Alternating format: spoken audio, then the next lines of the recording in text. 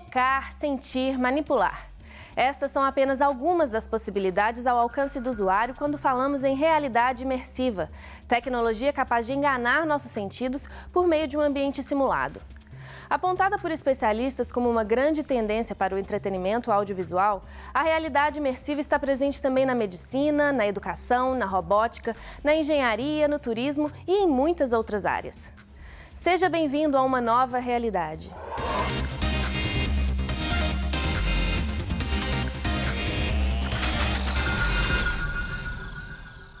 Imerso significa mergulhado, absorto, profundamente envolvido.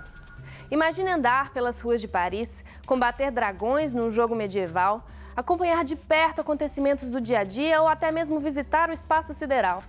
A popularização da realidade imersiva torna tudo isso possível sem que o usuário sequer saia de casa. E com um grau menor de imersão, podemos ainda unir o mundo real ao virtual, na chamada realidade aumentada. Quando a gente pensa em imersão, você na verdade consegue imersão com um livro, por exemplo, sabe? Você está lendo, você fica imerso, começa a imaginar a história e tudo mais.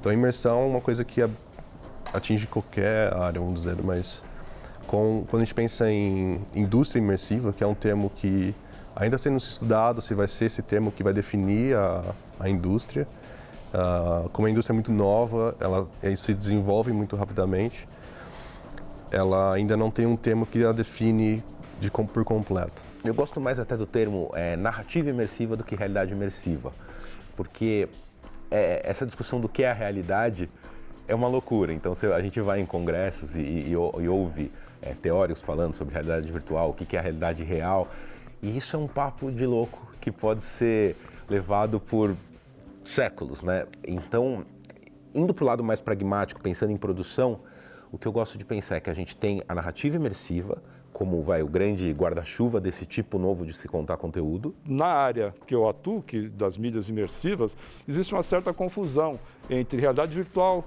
realidade aumentada, jogos, mídias imersivas, vídeos imersivos, que é uma nova mídia que está surgindo agora e está se popularizando bastante, né? Então, vou aproveitar a oportunidade para tentar esclarecer um pouco esses vários conceitos, né? Bom, primeiro, realidade virtual é quando você transporta o usuário para uma outra realidade criada sinteticamente. Por isso o nome é realidade virtual. E esse ambiente pode ser fotorrealista, pode parecer um mundo de verdade e pode ser de animação, pode ser gráfico. Existem mil formas de se explorar isso virtualmente.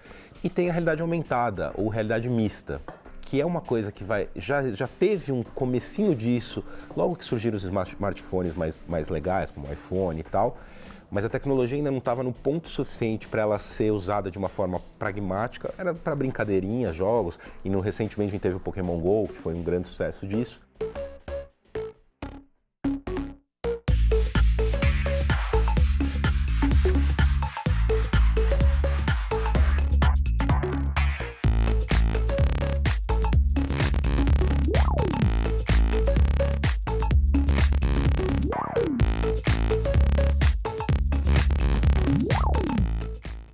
Então, realidade aumentada é quando você mistura real e virtual, mas de uma forma em que essa mistura é feita de uma forma bem adaptada. Então, a gente percebe uma continuidade entre o mundo real e esse elemento virtual que a ele foi inserido. Como aqui no estúdio, por exemplo, se eu estivesse usando os óculos, eu poderia ter vários tipos de informação. Por exemplo, podia ter aqui tipo câmera 1, câmera 2, flutuando, objetos flutuando indicando o seu nome, por exemplo, podia estar ou em cima de você, em algum local, mostrando qual é o seu cargo aqui, por exemplo, para eu conseguir identificar, e qualquer outro tipo de informação. Podia estar com o clima lá fora, etc. Só porque eu estou usando esses óculos, essas informações estariam aqui ao meu redor, e eu carregaria essas informações a partir do momento que eu uso esses óculos, ou com o futuro, de repente, lentes e outros tipos de aparelhos, né? Hoje, o mais fácil é pensar que você vai ter uma tela de celular que você vai segurar assim e eu estou te vendo, mas eu posso ter informações complementares sobre você. Ou você pensa, por exemplo, num Google Maps, em que ele pode destacar a rua que você tem que entrar, em vez de você ter que ficar olhando para a telinha de um celular e a realidade está aqui em cima, né? Então, essa nova forma de se interferir na realidade, que é a realidade mista ou realidade aumentada, vai acontecer, na minha opinião, de uma forma muito rápida. E porque ela tem mais aplicações práticas por não te tapar o rosto completamente e te tirar da realidade, né? Mas eu posso ter uma realidade aumentada sem óculos algum. Como?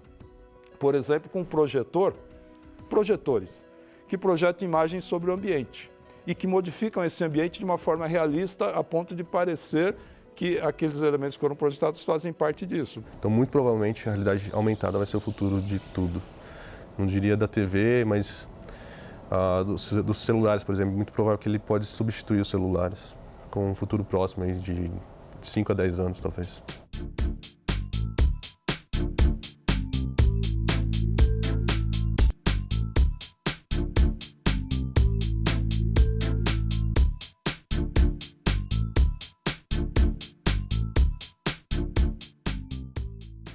Existem até hoje, né, muitas aplicações de realidade virtual que são essenciais, né? O treinamento de piloto, por exemplo, sem realidade virtual seria inviável, né? O simulador de voo, você para alguns treinamentos médicos, para treinamento, por exemplo, de operadores de plataformas de petróleo, para simulações de climáticas, simulações de prospecção geológica. Então, tem várias aplicações em que realmente a realidade virtual se mostrou super eficiente na relação custo-benefício. Um exemplo bem simples, que é uma aula de história.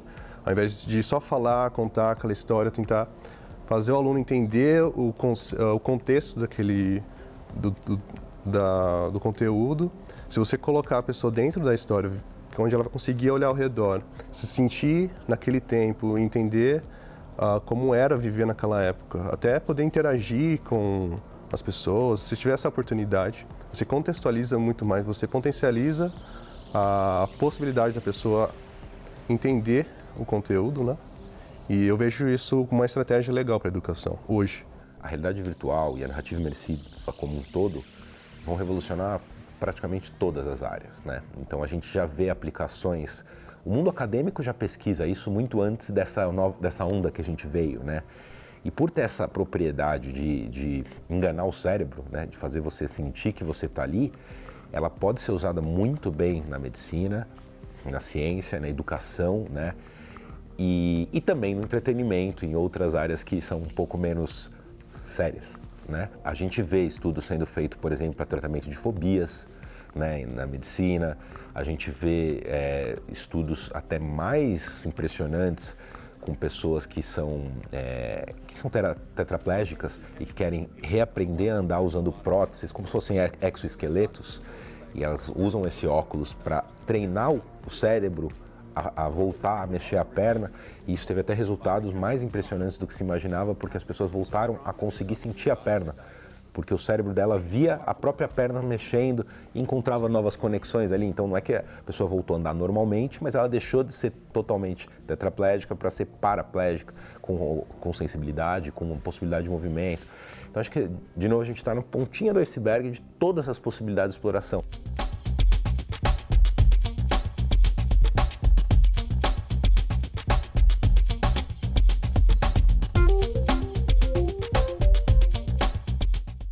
Existem algumas aplicações ou alguns usos que se focam muito naquela curiosidade inicial, não tem um conteúdo tão interessante e tão significativo. Essas aplicações ou esses conteúdos tendem, pela seleção natural, a saírem do mercado e as pessoas esquecerem, né? Assim como no caso do cinema, aquelas primeiras aplicações, aquelas demonstrações que só mostravam a tecnologia e não tinham conteúdo, hoje não se faz mais, né? Eu acho que a gente tem ainda um problema, principalmente ainda aqui no Brasil, que esse ano, felizmente, está começando a mudar, que a maioria das experiências em realidade virtual que as pessoas estão experimentando funcionam mais como os demonstrativos de tecnologia do que como conteúdo artístico. Então, são peças que não são feitas por pessoas que sabem contar história, que sabem emocionar, que sabem puxar o espectador para aquele mundo. São pessoas que estão explorando uma possibilidade tecnológica e fazendo um teste quase, né? Então, a maioria das coisas que as pessoas experimentam em lojas, em shoppings, ou são brincadeiras como uma montanha-russa, ou um sustinho, ou alguma coisa, mas que realmente acaba me trazendo de verdade essa verossimilhança e essa coisa de você sentir que aquilo é algo que está acontecendo com você. Indo para festivais lá fora e vendo conteúdos que estão sendo feitos por artistas já, você começa a ter uma relação diferente com a experiência. E você sai com aquilo tocado quase como se tivesse acontecido com você. Na Varilux foi o primeiro ano que eles deram essa atenção especial para a realidade virtual, né? Fizeram essa amostra, a gente teve até 3.500 pessoas que conseguiram ter a experiência. A reação das pessoas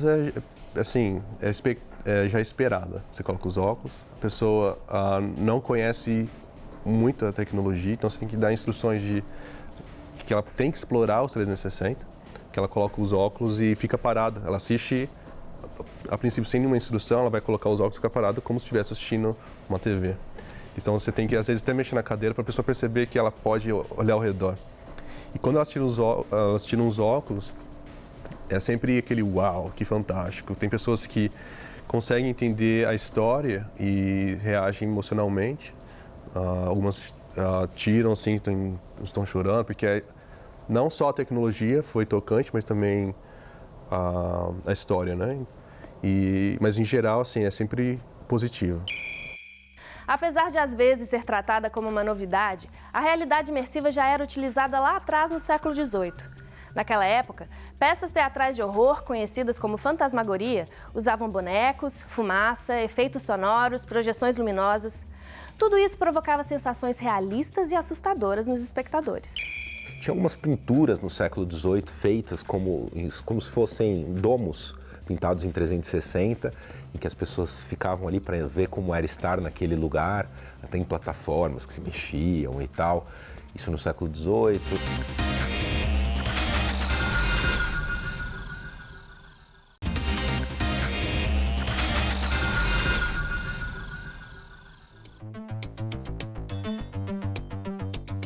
A tecnologia são os óculos VRs, né? Óculos VR, e eles são agregados junto com celulares. A partir de aplicativos específicos você consegue baixar os filmes em 360, porque também os filmes são feitos para essa tecnologia e você consegue ter toda a experiência assim. Com o celular, o óculos e uma cadeira giratória, você se sente lá dentro e se diverte.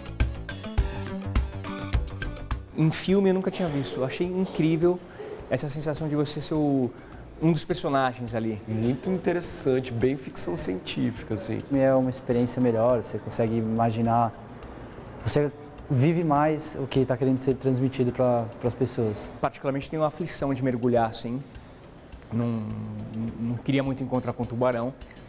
Mas nesse vídeo você encontra com o tubarão e, você sabe que você não está na água, mas você está na água, é incrível. Não só o espectador, ele aproveita de uma maneira diferenciada essa oportunidade, essa experiência, como as marcas podem, obviamente, também interagir, né, com os espectadores de uma maneira diferenciada. Né? Para onde você olhar, você tem sabe, acho que é meio que dá até medo, né? 1984, essas coisas assim. Com a música, com o som, com a imagem, você está lá.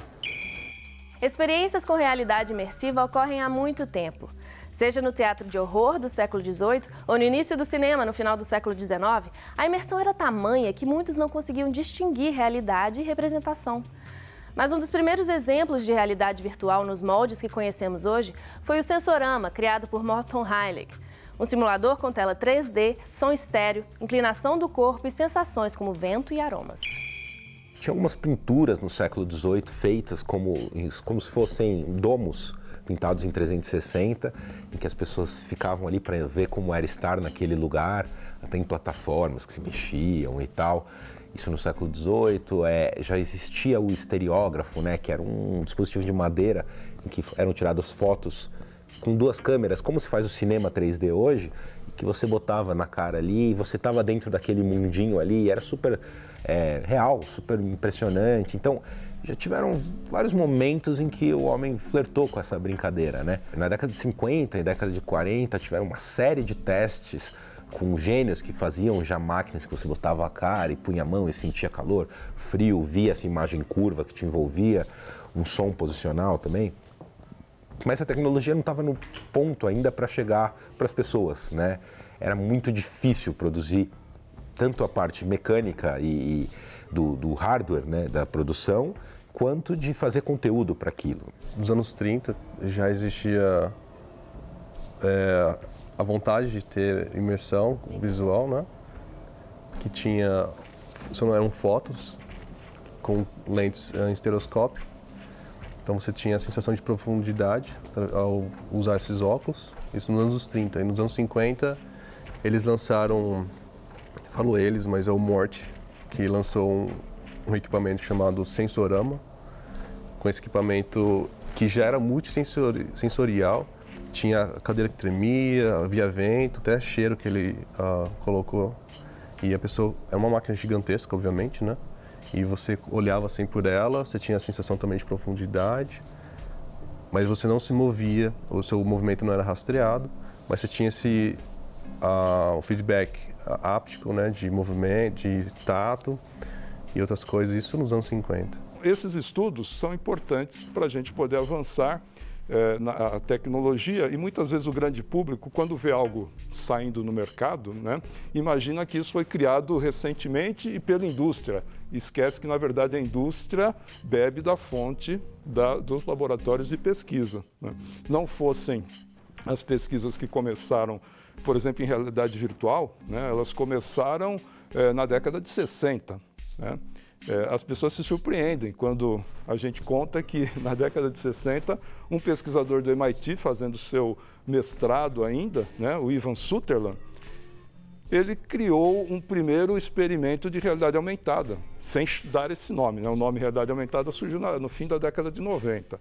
Mas esse conceito de misturar o real com o virtual, ele já fez um cubo girando no ar, semi-transparente, ele criou um capacete de realidade virtual, sem chamar realidade virtual, que foi um conceito também que o Jaron Lanier, né, um pesquisador que ele é ao mesmo tempo artista e cientista da computação, criou esse termo realidade virtual, mas a tecnologia já nasceu com Ivan Sutherland, que é também o pai da computação gráfica, ele criou o primeiro editor gráfico, né?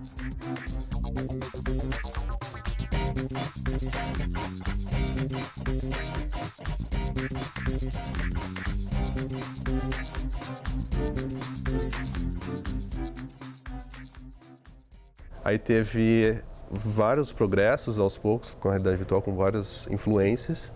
E nos anos 80 e 90 foi que houve essa primeira era para o marketing, do comercial, de usar a realidade virtual, de todo o seu potencial. Só que naquela época ainda não havia a tecnologia que nós temos hoje, não tinha esse avanço, né? Então não pegou, foi aquela primeira frustração. Teve um boom da realidade virtual lá pela década de 80, 90, em que, inclusive, alguns consoles de jogos saíram com óculos de realidade virtual, mas aí as pessoas tinham enjoo, a qualidade não era boa, era caro, os conteúdos não eram tão interessantes e acabou o pessoal falando, isso daqui é só uma moda, um modismo, nunca vai dar certo. Mas já existiram vários momentos, na década de 80 tinham alguns videogames, algumas coisas, mas a tela ainda era de tubo, era uma coisa pesada, tinha que ter um contrapeso atrás para você conseguir ficar, então cansava pra caramba. Então faltava ainda a tecnologia avançar para a gente ter uma experiência minimamente confortável e numa qualidade que vale a pena, né? Você tá com aquilo na cara.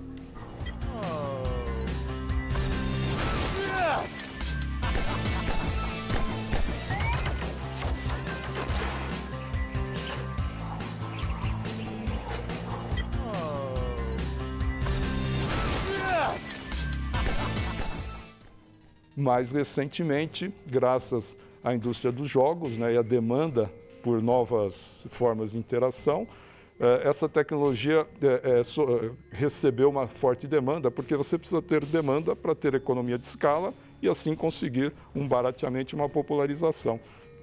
E aí surgiu essa ideia de se, por exemplo, utilizar um celular que tem uma grande capacidade gráfica para se gerar imagens duplas, né? Porque o conceito importante um conceito importante da imersão e da realidade virtual é você ter uma percepção que a gente chama estereoscópica, é aquela é a mesma tecnologia do cinema 3D, que você coloca aqueles óculos e as imagens saltam, tem profundidade. Então, essa profundidade é importante.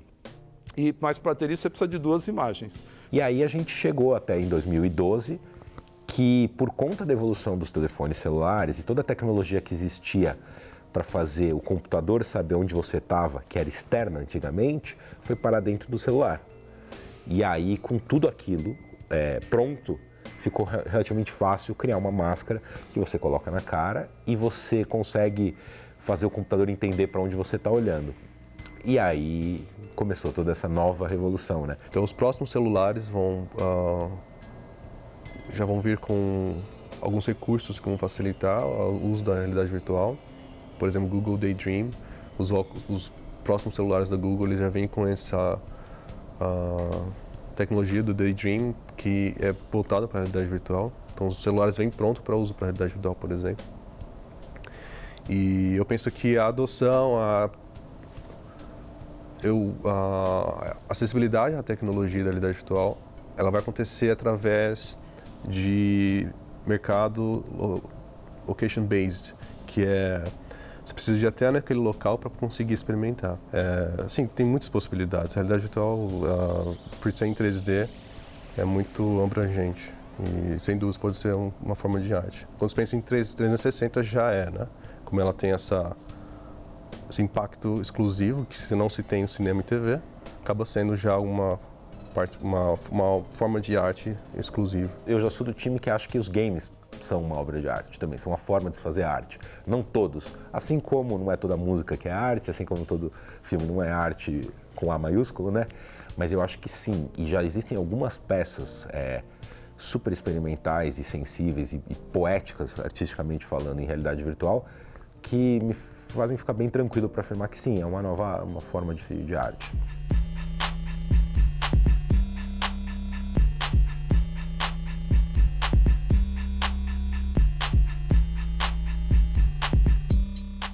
Hoje, com o baixo custo, a gente pode pensar em várias aplicações, né? Então, imaginem no futuro um Street View integrado com realidade virtual. Você vai conseguir, antes de ir para Paris, você já vai conseguir andar pelas ruas e simular aquilo que você vai fazer. Você vai poder visitar o Louvre com bastante realismo e até em tempo real. E é difícil até imaginar, porque quando surgiram os smartphones, não se imaginaram tantos aplicativos interessantes como a gente tem hoje para nos guiar no trânsito, de comunicação, de rede social. Então, a rede social no futuro vai ser de realidade virtual, é uma outra aplicação. Tanto que a Facebook comprou a empresa que criou aqueles óculos, chamado óculos com U mesmo, né? O Oculus Rift, que foi o primeiro mais popular. Já existiam esses dispositivos caros, usados em grandes empresas, mas assim, popular a preço de baixo custo, foi a Oculus Rift a primeira, criada por um garoto de 19 anos, né? E vendida para Facebook. Então, no início, muitas pessoas estranharam, mas como?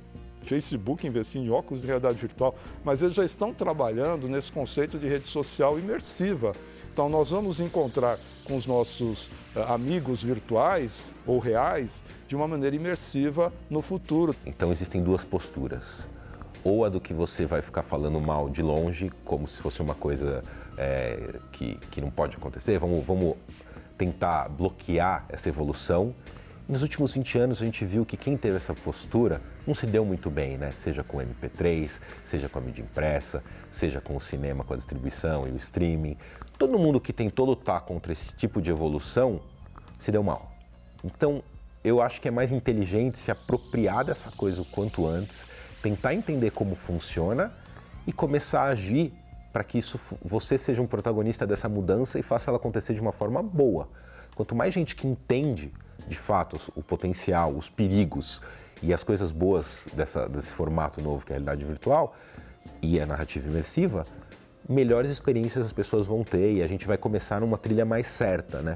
A tendência também, nos próximos 10, 20 anos, é conexão direta ao cérebro, que já, pelo menos há 2 empresas grandes que já fazem isso, que é o Facebook, já tem uma área de pesquisa para conseguir ter essa interação com o cérebro direto, como se fosse um Matrix mesmo. Tem a Neuralink, pelo Elon Musk, que ele lidera essa empresa, que têm o mesmo objetivo, fazer essa conexão do computador com o cérebro, sabe? Hoje acreditamos que as experiências virtuais estão cada vez mais próximas da realidade. Mas talvez a nossa percepção entre o real e a representação também esteja mais apurada. Alguns espectadores do primeiro filme dos irmãos Lumière, A Chegada do Trem na Estação, saíram correndo ao ver a aproximação da locomotiva. Depois que a novidade passou, todos se acostumaram. Resta saber se a nova onda de realidade imersiva é uma nuvem passageira ou se estamos a caminho da Matrix.